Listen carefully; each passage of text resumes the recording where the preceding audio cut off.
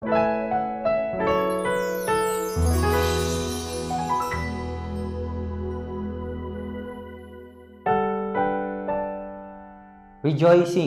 in our Christian identity. Brothers and sisters, today I want to remind you of something powerful, something that should fill your heart with joy, strength, and unshakable confidence. It's the truth of who you are in Christ. Apostle Paul declares in 1 Corinthians chapter 12, verse 13. For in one Spirit we were all baptized into one body, Jews or Greeks, slaves or free, and all were made to drink of one Spirit.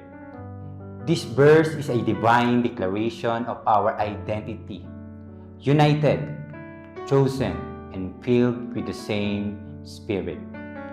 Through baptism, we find our true identity in Christ, united by the Holy Spirit. Let us rejoice in the glorious truth of our unity and identity in Him. By the Holy Spirit, we have been baptized into one body, no longer divided by race, status, or background, but united in Christ Jesus.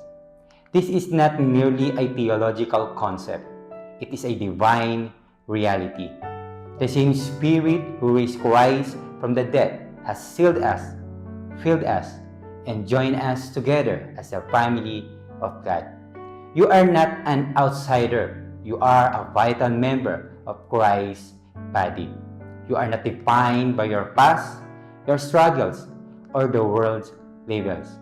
You are defined by the Spirit who dwells in you. So today, walk in the confidence of spiritual inheritance.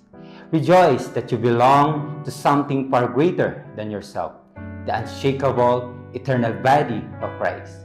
Let love flow freely among your brothers and sisters, for we all drink the same Spirit.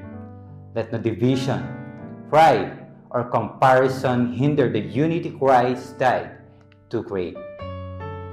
Stand tall, believer. You are chosen, set apart, and sealed by the Spirit.